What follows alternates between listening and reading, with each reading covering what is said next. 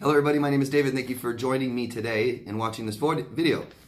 I'm a life coach and I help people heal from all kinds of different trauma. One of them, a major trauma I help people with, is emotional trauma caused by abusers in abusive relationships, typically from someone that might have a personality disorder, typically from someone who has narcissistic personality disorder. I believe healing from emotional pain is to understand as much as you can about it. It helps us realize that we aren't the bad people we feel we are. Someone treats us badly enough, we believe we're bad people.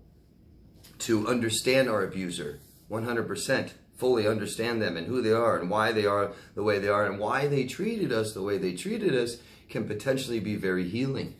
A lot of therapists won't talk too much about this with you if you go into their office because they don't like to talk about other people and diagnose other people and stuff like this. Today, I just want to go over the diagnostic traits for narcissistic personality disorder in hopes that it might help you guys arrive at a conclusion that someone you know in your life may have this disorder. It's very important to know if they do. It can, besides healing and understanding, it can cut off a lot of hope that maybe they'll change. You know, maybe that, I notice in dependent relationships, there's an addictive element to this, and I help my clients a lot from staying away from their abuser. They're addicted. And one good way to help them understand that it's not going to work and there's no hope is to tell them, hey, they got a personality disorder. You know, this isn't just, a time in their life where they're just behaving badly. Where, you know what I mean? This is pervasive. This is who they are. Not going to change. So I'm going to read the diagnostic traits from the DSM-5. And what the DSM-5 is Diagnostic and Statistical Manual of Mental Disorders, Volume 5. And this is a manual that doctors put together to help doctors diagnose their patients with one of 10 personality disorders. Well, many other mental disorders, I'm sorry. Today we're talking about a personality disorder. There's 10 of them, 10 personality disorders. We're talking about narcissistic personality disorder. This is pervasive. It's who they are. It's in all areas of their life. The DSM coins it as a pattern of grandiosity, a need for admiration, and a lack of empathy. It's still not completely determined how narcissists are formed, but it's a developmental problem in childhood. It's inappropriate parenting. It's all kinds of different parenting that can cause this. There's 3 parts that make up who somebody is. That's your genetics, that's your culture, and then your upbringing. And a lot of this has to do with upbringing, okay?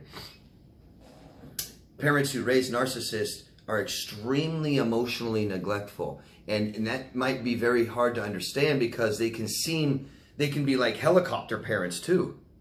And just all over them, but they're focusing on all physical. They're focusing on their physical needs, and they're constantly focusing on and putting attention on ego, on their ego, with whether it's constant excessive admiration.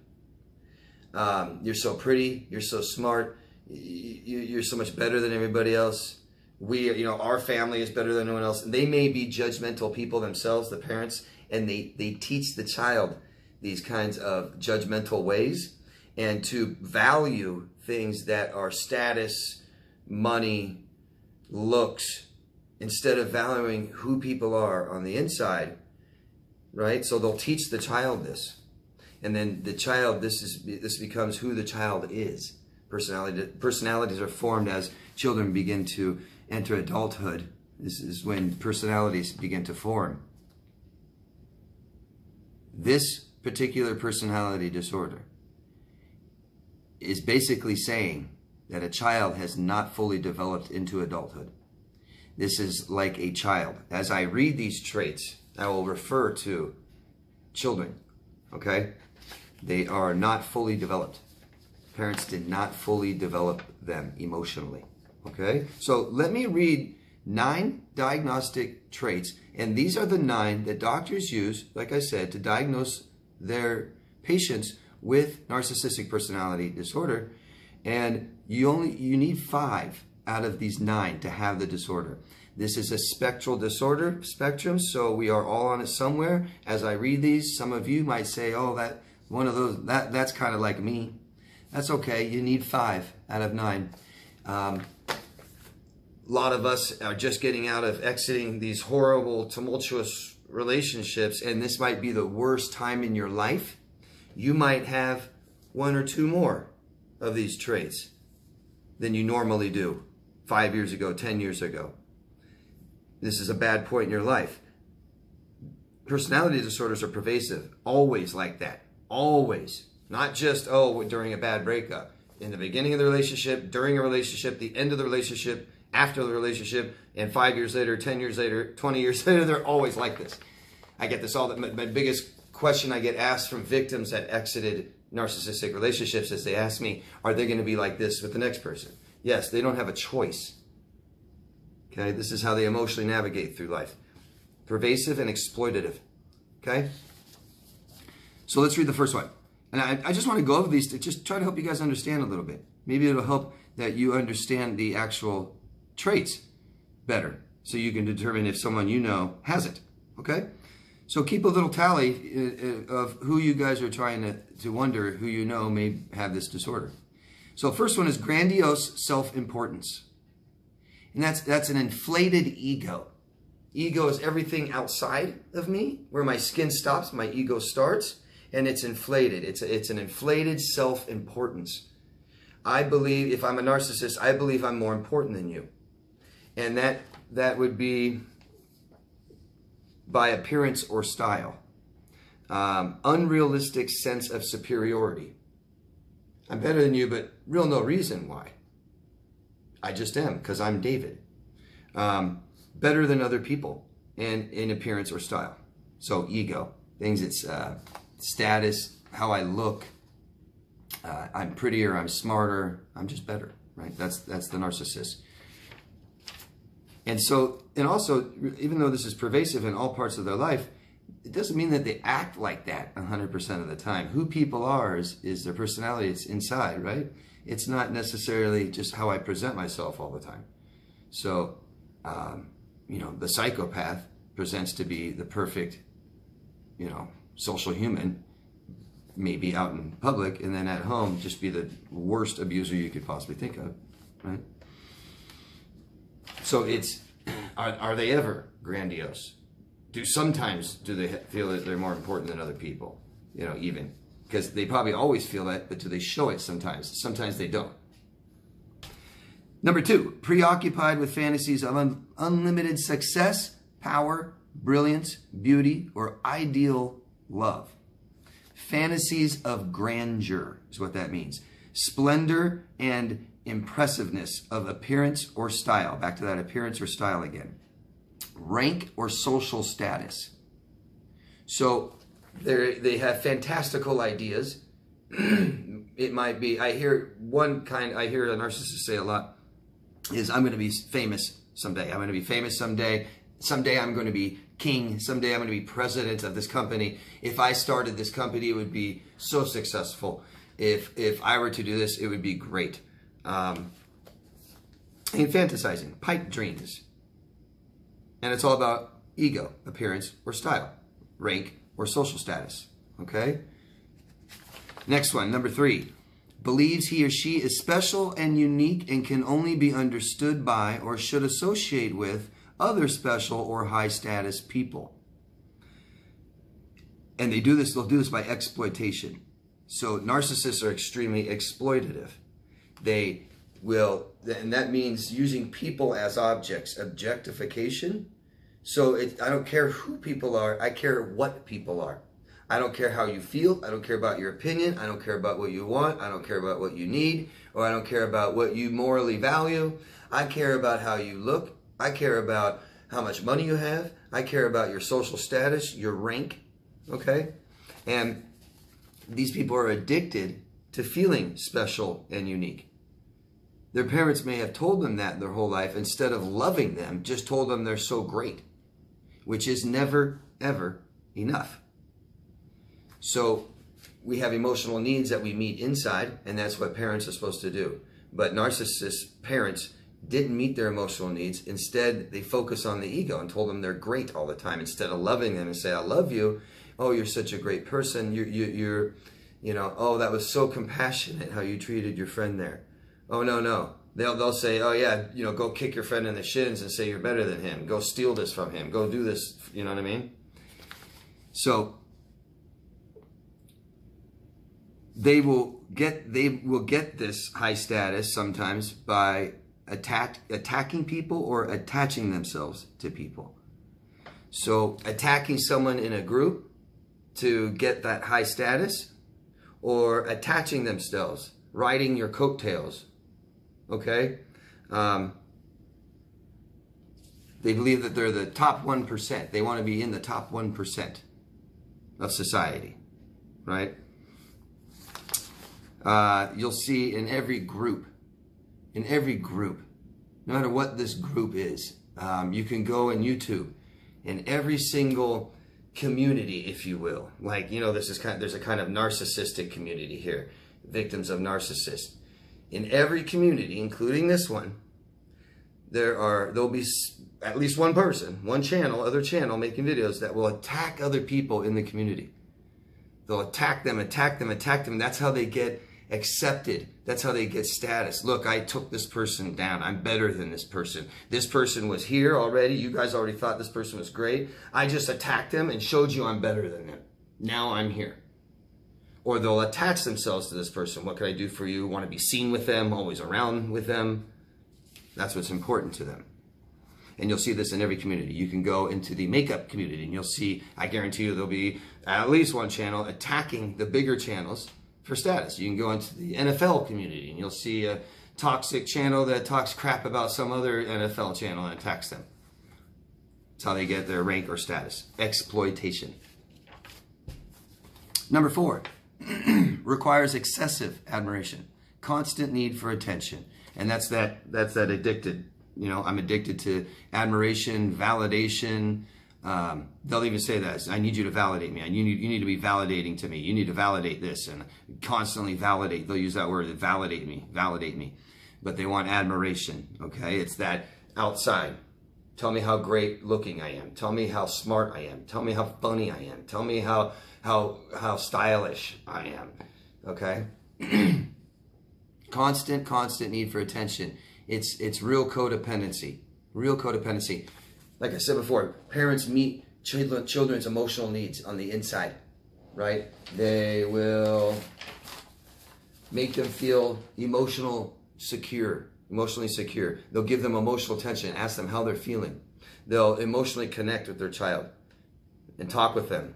They'll give the child emotional autonomy and say, oh, be proud of your accomplishment. That's for you.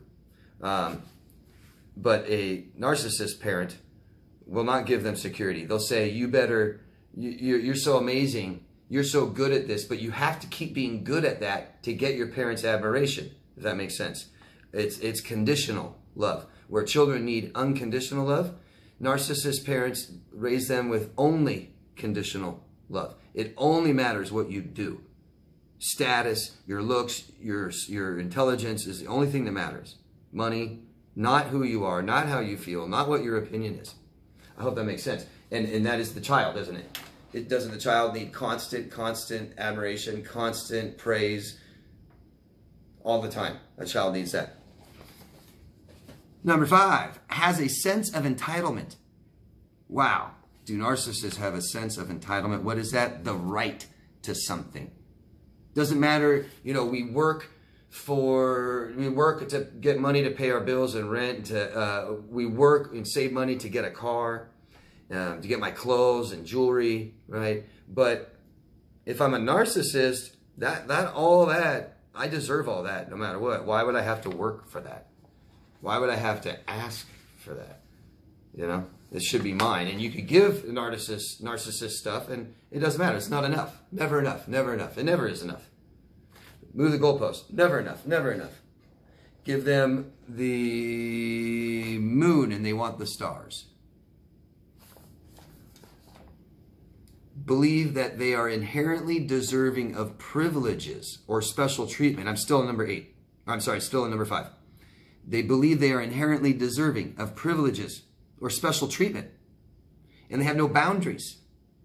I'm allowed to go right in your house and get what I want. I'm allowed to grab you and start making out with you even if you don't want to. Right? I want sex. You better give it up to me. I deserve it. You're my girlfriend. We haven't had sex in a couple days. And they start, well, that's what other girlfriends do. That's what I'll go find another girlfriend that does, because you're lame that you won't have sex with me every day. I'm a man. You need to take care of your man, or I'll go, I'll wander. Because I deserve to have sex every day. There should be women that want me every day. And if I want it, I get it.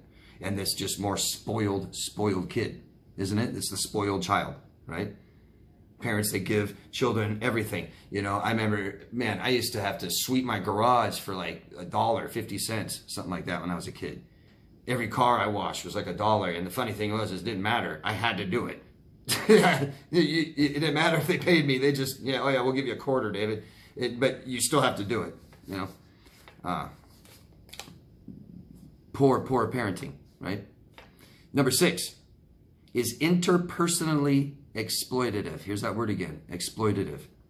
Their friends, their family, their lovers. That's interpersonal, right? My mailman isn't interpersonal. My teacher, not really interpersonal. These are people that I see often, that I am attached to, probably.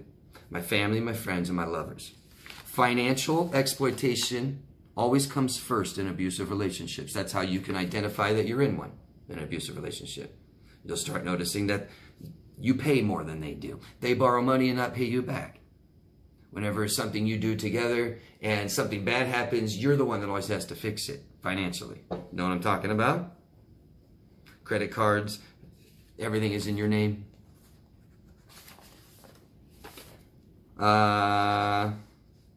Smear campaigns, right? Smear campaigns are interpersonally exploitative.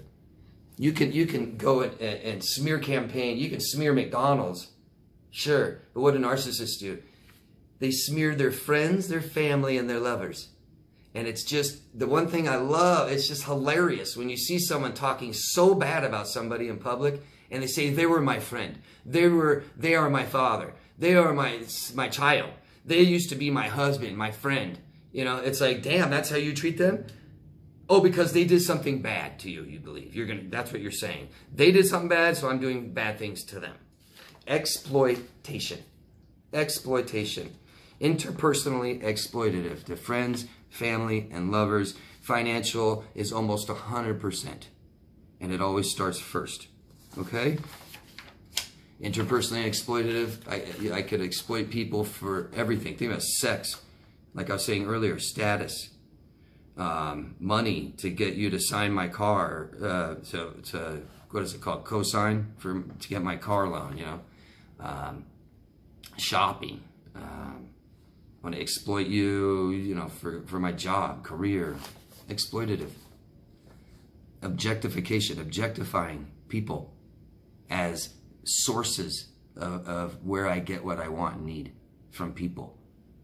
One time I heard a narcissist say, man, pretty much I'm not going to let anybody in my life unless they're doing something for me, unless they have something for me, always. Okay. Number 7,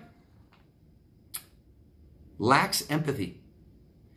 And people, it can get confusing, empathy. There's different kinds of empathy. But I think of empathy as awareness, right? Consciousness. I'm aware of how my best friend feels.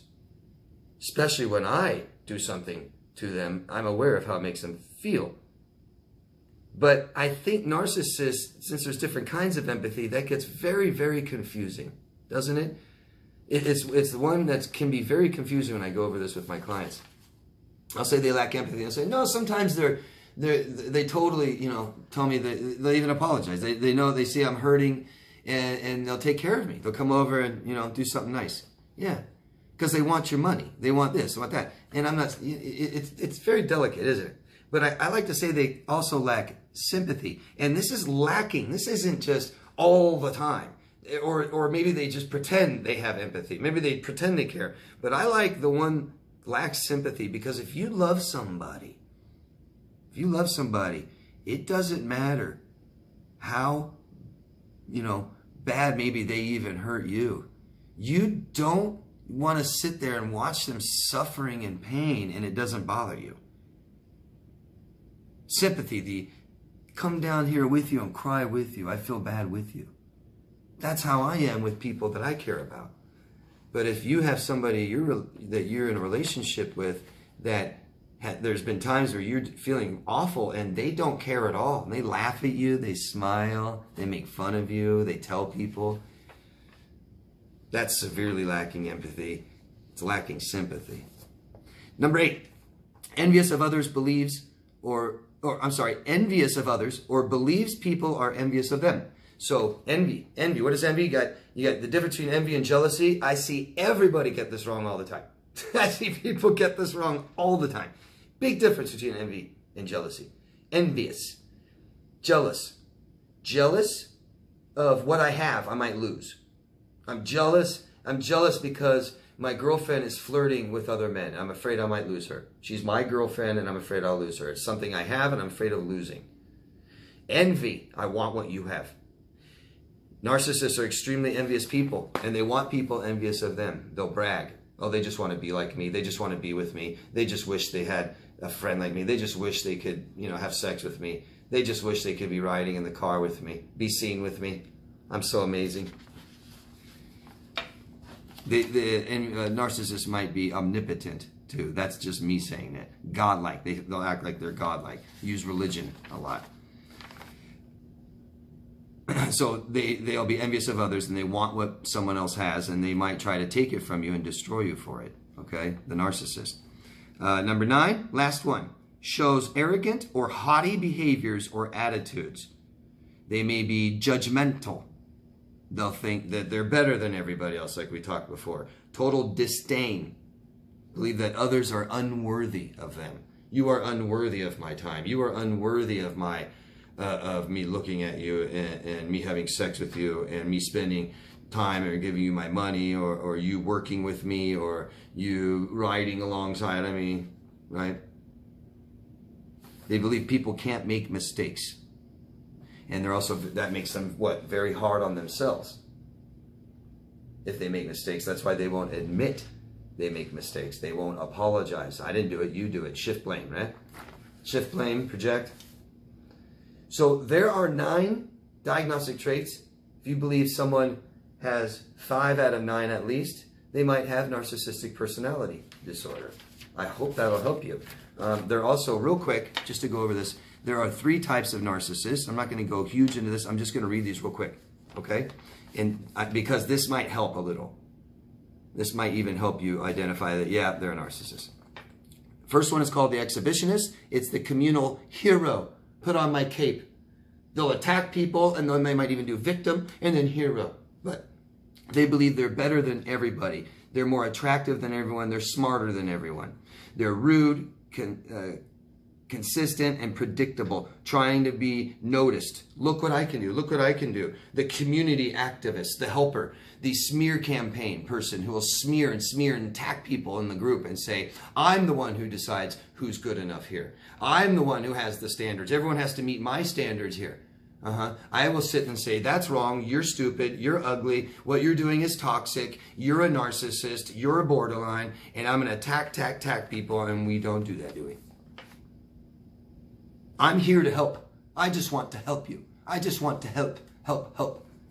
Donate. And then you have the type 2, the covert, which is the victim. They've been abused by narcissists. Lots of gaslighting, status by association. I am who I am with. No, I hang out with the president of the company. That means I'm better than you. Yeah. They're a liar, victim all the time, victim status, insecure, unreliable, blame people, turn everything around, irresponsible, passive aggressive is the real covert narcissist. Passive aggressive. Oh no, it's okay. And then later, you better never do that to me again, you piece of crap. Right?